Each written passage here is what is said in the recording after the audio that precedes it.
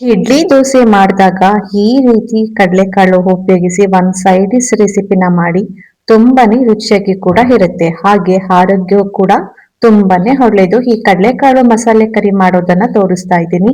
ಈ ವಿಧಾನದಲ್ಲಿ ಮಾಡ್ಕೊಂಡ್ರೆ ಬಹಳ ರುಚಿಯಾಗಿ ಕೂಡ ಇರುತ್ತೆ. ಇದನ್ನ ಚಪಾತಿ, ರೊಟ್ಟಿ, ಪೂರಿ ಎಲ್ಲದಕ್ಕೂ ತುಂಬಾನೇ ಅದ್ಭುತ ಅಂತಾನೆ ಹೇಳ್ಬೋದು. ತುಂಬಾನೇ ಸಿಂಪಲ್ ಆಗಿ ಮಾಡ್ಕೊಳ್ಳುವಂತಹ ಈ ರೆಸಿಪಿ ಹಾಗೆ ಆರೋಗ್ಯಕ್ಕೂ ಕೂಡ ತುಂಬಾನೇ ಒಳ್ಳೇದು. ಬನ್ನಿ ಇವಾಗ ಇದನ್ನ ಯಾವ ರೀತಿ ಮಾಡೋದು ಅಂತ ನೋಡ್ಕೊಂಡ್ ಬರೋಣ.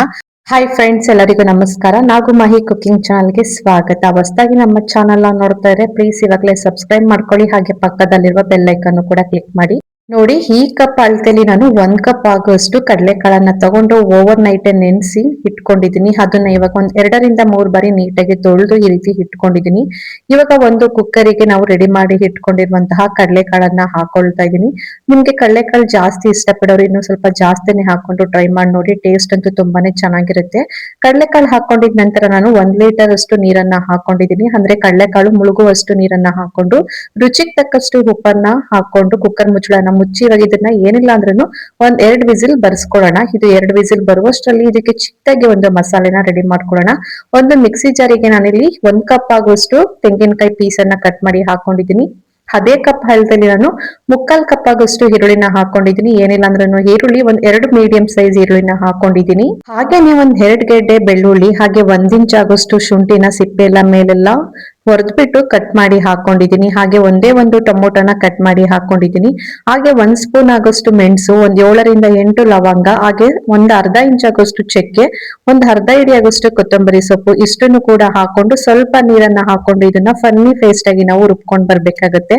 ತರಿತರಿಯಾಗಿ ರುಬ್ಬಕ್ ಹೋಗ್ಬೇಡಿ, ಆದಷ್ಟು ನುಣ್ಣಗೆ ರುಬ್ಕೊಳ್ಳಿ. ನೋಡಿ, ಇವಾಗ ನಾನು ಈ ರೀತಿ ನುಣ್ಣಗೆ ರುಬ್ಕೊಂಡಿದ್ದೀನಿ. ಇವಾಗ ಇದನ್ನ ಪಕ್ಕಕ್ಕೆ ಇಟ್ಟು ಗ್ಯಾಸ್ ಆನ್ ಮಾಡಿ ಒಂದು ಕಡಾಯಿನ ಇಟ್ಕೊಂಡಿದ್ದೀನಿ. ಕಡಾಯಿ ಬಿಸಿಯಾಗಿದ ನಂತರ ಒಂದ್ 3 ರಿಂದ 4 ಟೇಬಲ್ ಸ್ಪೂನ್ ಆಗೋಷ್ಟು ಎಣ್ಣೆ ಹಾಕೊಂಡಿದ್ದೀನಿ. ಎಣ್ಣೆ ಲೈಟ್ ಆಗಿ ಬಿಸಿಯಾಗಿದ ನಂತರ ಖಾರಕ್ಕೆ ಅನುಗುಣವಾಗಿ ಒಂದ್ 7 ರಿಂದ 8 ಹಸಿಮೆಣಸಿಕಾಯಿ, ಹಾಗೆ ಒಂದ್ 2 ಕಡ್ಡಿ ಆಗೋಷ್ಟು ಹಸಿ ಕರ್ಬೇವಿನ ಸೊಪ್ಪನ್ನ ಹಾಕೊಂಡು ಒಂದ್ 2 ನಿಮಿಷ ಬಾಡ್ಸ್ಕೊಳ್ತಾ ಇದ್ದೀನಿ. ಈ ತರ ಹಸಿಮೆಣಸಿಕಾಯಿ ಮತ್ತೆ ಕರ್ಬೇವು ಬಾಡ್ಸ್ಕೊಂಡಿದ ನಂತರ ಮತ್ತೆ ಇಲ್ಲಿ ನಾನು 1 ಕಪ್ ಆಗೋಷ್ಟು ಈರುಳ್ಳಿನ ಆದಷ್ಟು ಚಿಕ್ಕದಾಗಿ ಕಟ್ ಮಾಡಿ ಹಾಕೊಂಡಿದ್ದೀನಿ. ಏನಿಲ್ಲ ಅಂದ್ರೂ ಒಂದ್ 2 ರಿಂದ 3 ಈರುಳ್ಳಿನ ಹಾಕೊಂಡಿದ್ದೀನಿ. ಈರುಳ್ಳಿ ಎಷ್ಟು ಹಾಕೋತೀವೋ ಈ ಕಡಲೆಕಾಳು ಕರಿಯಲ್ಲಿ ಟೇಸ್ಟ್ ತುಂಬಾನೇ ಸಖತ್ತಾಗಿ ಕೂಡ ಇರುತ್ತೆ. ಈರುಳ್ಳಿ ಸ್ವಲ್ಪ ಕಂದು ಬಣ್ಣ ಬಂದಿದ ನಂತರ ಗ್ಯಾಸ್ ಅನ್ನ ಕಡಿಮೆ ಉರಿಯಲ್ಲಿ ಇಟ್ಕೊಂಡು ಒಂದ್ 2 ಟೇಬಲ್ ಸ್ಪೂನ್ ಆಗೋಷ್ಟು ಚಿಲ್ಲಿ ಪೌಡರ್, ಹಾಗೆ 1 ಟೇಬಲ್ ಸ್ಪೂನ್ ಆಗೋಷ್ಟು ಅರಿಶಿನ ಪುಡಿ, ಹಾಗೆ ಒಂದ್ 2 ಟೇಬಲ್ ಸ್ಪೂನ್ ಆಗೋಷ್ಟು ಧನಿಯಾ ಪೌಡರ್, ಹಾಗೆ 1 ಟೇಬಲ್ ಸ್ಪೂನ್ ಆಗೋಷ್ಟು ಗರಂ ಮಸಾಲ ಹಾಕೊಂಡು ಸ್ವಲ್ಪ ರುಚಿಗೆ ತಕ್ಕಷ್ಟು ಉಪ್ಪನ್ನ ಸೇರಿಸ್ಕೊಂಡು ಆ ಮಸಾಲೆನ ಫ್ರೈ ಮಾಡ್ಕೊಳ್ತಾ ಇದ್ದೀನಿ. ಈ ಮಸಾಲೆ ಫ್ರೈ ಆಗೋಷ್ಟರಲ್ಲಿ ನಾವು ಇನ್ನೊಂದ್ ಕಡೆ ಕಡಲೆಕಾಳನ್ನ ಬೇಯುವುದಕ್ಕೆ ಕುಕ್ಕರ್ ಅಲ್ಲಿ ಇಟ್ಕೊಂಡಿದ್ವಲ್ಲ, ನೋಡಿ ಕಂಪ್ಲೀಟ್ ಆಗಿ 2 ವಿಸಿಲ್ ಬಂದಿದೆ. ಕುಕ್ಕರ್ ಓಪನ್ ಮಾಡಿ ತೋರಿಸ್ತಾ ಇದೀನಿ. ತುಂಬಾನೇ ಸಾಫ್ಟ್ ಆಗಿ ಕೂಡ ಕಡಲೆಕಾಳು ಬೆಂದಿದೆ.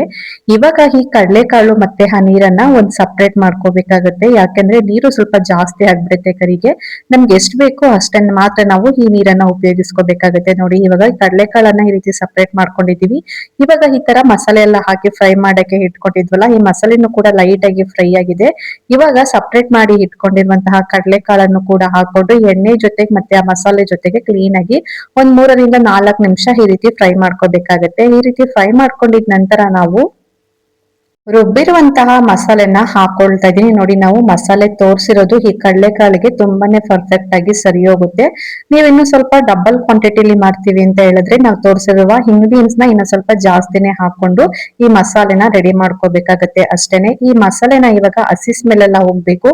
ಆ ರೀತಿ ಒಂದ್ 5 ರಿಂದ 7 ನಿಮಿಷ ಕ್ಲೀನ್ ಆಗಿ ಫ್ರೈ ಮಾಡ್ಕೋಬೇಕಾಗತ್ತೆ. ಈ ರೀತಿ ಫ್ರೈ ಮಾಡ್ಕೊಂಡಿದ ನಂತರ ಉಳಿದಿರುವ ಜಾರಲ್ಲಿ ಮಸಾಲೆ ಉಳ್ಕೊಂಡಿರುತ್ತಲ್ವಾ, ಅದಕ್ಕೆ ಒಂದ್ ಅರ್ಧ ಲೋಟ ಆಗೋಷ್ಟು ನೀರನ್ನ ಹಾಕೊಂಡು ಅದನ್ನು ಕೂಡ ಕ್ಲೀನ್ ಆಗಿ ತೊಳೆದ್ಬಿಟ್ಟು ಹಾಕೊಳ್ತಾ ಇದೀನಿ. ಹಾಗೇನೆ ಸ್ವಲ್ಪ ನೀರ್ ಕಡಿಮೆ ಆಯ್ತು ಅಂತ ಅನಿಸ್ತು, ನಾವು ಕಡಲೆಕಾಳನ್ನ ಬೇಯಿಸಿ ರಸನ ಸಪರೇಟ್ ಮಾಡಿ ಇಟ್ಕೊಂಡಿದ್ವಲ್ಲ, ಅದೇ ನೀರನ್ನು ಕೂಡ ಸೇರಿಸ್ಕೊಳ್ತಾ ಇದೀನಿ. ನಿಮ್ಗೆ ನೀರ್ ಥಿಕ್ನೆಸ್ ಯಾವ ರೀತಿ ಬೇಕೋ ಆ ರೀತಿ ನೀವು ನೀರನ್ನ ಹಾಕೊಳ್ಳಿ. ಇಲ್ಲಿ ನಾನು ಜಾಸ್ತಿ ನೀರೇನು ಉಪಯೋಗಿಸಿಲ್ಲ. ಇವಾಗ ಆ ನೀರನ್ನ ಹಾಕೊಂಡಿದ ನಂತರ ರುಚಿಗೆ ತಕ್ಕಷ್ಟು ಉಪ್ಪನ್ನ ಹಾಕಿ ಒಂದ್ಸಲಿ ಕ್ಲೀನ್ ಆಗಿ ಮಿಕ್ಸ್ ಮಾಡ್ಕೋಬೇಕಾಗುತ್ತೆ. ಈ ತರ ಕ್ಲೀನ್ ಆಗಿ ಮಿಕ್ಸ್ ಮಾಡಿದ ನಂತರ ಮುಚ್ಚಳನ ಮುಚ್ಚಿ ಏನಿಲ್ಲ ಅಂದ್ರೂ ಒಂದ್ 10 ರಿಂದ 15 ನಿಮಿಷ ಹೈ ಫ್ಲೇಮ್ ಅಲ್ಲಿ ಇಟ್ಟು ಕ್ಲೀನ್ ಆಗಿ ಇದನ್ನ ಕುದಿಸ್ಕೋಬೇಕಾಗತ್ತೆ. ಆ ಮಸಾಲೆ ಮತ್ತೆ ಕಡಲೆಕಾಳಿಗೆ ಕ್ಲೀನ್ ಆಗಿ ಹೊಂದ್ಕೋಬೇಕು. ಆ ರೀತಿ ನಾವು ಇದನ್ನ ಕುದಿಸ್ಕೋಬೇಕಾಗತ್ತೆ. ಮತ್ತೆ ಓಪನ್ ಮಾಡಿ ತೋರಿಸ್ತಾ ಇದೀನಿ. ನೋಡಿ, ತುಂಬಾನೇ ಪರ್ಫೆಕ್ಟ್ ಆಗಿ ಆ ಮಸಾಲೆ ಎಲ್ಲ ಹಿಡಿದಿದೆ. ಹಾಗೆ ಒಂದ್ಸಲಿ ಮಿಕ್ಸ್ ಮಾಡ್ಕೊಂಡು ಚೆಕ್ ಮಾಡ್ಕೊಳ್ಳಿ. ಈ ಟೈಮಲ್ಲಿ ಉಪ್ಪು ಖಾರ ಹುಳಿ ಏನಾದ್ರು ಬೇಕು ಅಂತ ಹೇಳಿದ್ರೆ ಈ ಟೈಮಲ್ಲಿ ಬೇಕಾ ನೀವು ಸೇರಿಸ್ಕೋಬಹುದು. ನಾವು ಕಡಲೆಕಾಳು ಬೇಯಕ್ಕೂ ಕೂಡ ಉಪ್ಪು ಹಾಕಿರ್ತೀವಿ, ಹಾಗೆ ಮಸಾಲೆ ಫ್ರೈ ಮಾಡ್ಬೇಕಾದ್ರೂ ಉಪ್ಪು ಹಾಕಿರ್ತೀವಿ. ನಂಗಂತೂ ತುಂಬಾನೇ ಪರ್ಫೆಕ್ಟ್ ಆಗಿ ಈ ಗೊಜ್ಜು ರೆಡಿ ಆಗಿದೆ. ನಿಮ್ಗೆ ನೋಡ್ಕೊಂಡು ಉಪ್ಪು ಖಾರನ ಸೇರಿಸ್ಕೊಳ್ಳಿ. ನೋಡ್ತಾ ಇರ್ಬೋದು ಇವಾಗ ಸ್ಟವ್ ಅನ್ನ ಆಫ್ ಮಾಡ್ಕೊಂಡು ತೋರಿಸ್ತಾ ಇದ್ದೀನಿ. ತುಂಬಾನೇ ಪರ್ಫೆಕ್ಟ್ ಆಗಿ ಯಾವಾಗ ಬೇಕಂದ್ರೆ ಅವಾಗ ಈ ರೀತಿ ಕಡಲೆಕಾಳು ಮಸಾಲೆ ಕರಿನ ಮಾಡಿ ನೋಡಿ. ಟೇಸ್ಟ್ ಅಂತೂ ತುಂಬಾನೇ ಚೆನ್ನಾಗಿರುತ್ತೆ. ಇದನ್ನ ಬಿಸಿ ಬಿಸಿ ಇಡ್ಲಿ, ದೋಸೆ, ಮುದ್ದೆ, ಅನ್ನ, ರೊಟ್ಟಿ, ಚಪಾತಿ ಹಾಗೆ ಪುರಿ ಎಲ್ಲದಕ್ಕೂ ತುಂಬಾನೇ ಪರ್ಫೆಕ್ಟ್ ಆಗಿರುವಂತಹ ಒಂದು ಸೈಡ್ ಡಿಶ್ ರೆಸಿಪಿ ಅಂತಾನೆ ಹೇಳ್ಬೋದು. ಟೇಸ್ಟ್ ಅಂತೂ ತುಂಬಾನೇ ಸಖತ್ತಾಗಿ ಕೂಡ ಇರುತ್ತೆ. ನಾನಿಲ್ಲಿ ಬಿಸಿ ಬಿಸಿ ಇಡ್ಲಿ ಜೊತೆ ಸರ್ವ್ ಮಾಡಿ ತೋರಿಸ್ತಾ ಇದ್ದೀನಿ. ತುಂಬಾನೇ ಟೇಸ್ಟ್ ಸಖತ್ತಾಗಿ ಕೂಡ ಇರುತ್ತೆ. ನಿಮ್ಗೆ ಇಷ್ಟ ಆಯ್ತು ಅಂತ ಅನ್ಕೊಂಡಿದ್ದೀನಿ. ಇಷ್ಟ ಆಗಿದ್ರೆ ಆದಷ್ಟು ಜನಕ್ಕೆ ಈ ರೆಸಿಪಿನ ಶೇರ್ ಮಾಡಿ. ಇನ್ನು ನಮ್ಮ ಚಾನೆಲ್ ಸಬ್ಸ್ಕ್ರೈಬ್ ಮಾಡಿಲ್ಲ ಅಂದ್ರೆ ಪ್ಲೀಸ್ ಸಬ್ಸ್ಕ್ರೈಬ್ ಮಾಡ್ಕೊಳ್ಳಿ. ಹಾಗೆ ಮರಿದನೆ ಒಂದು ಲೈಕ್ ಮಾಡಿ. ಹಾಗೆ ಒಂದ್ಸಲ ಈ ವಿಧಾನದಲ್ಲಿ ಟ್ರೈ ಮಾಡಿ ನೋಡಿ ಯಾವ ರೀತಿ ಬಂತು ಅಂತ ಕಮೆಂಟ್ ಮೂಲಕ ತಿಳಿಸಿ.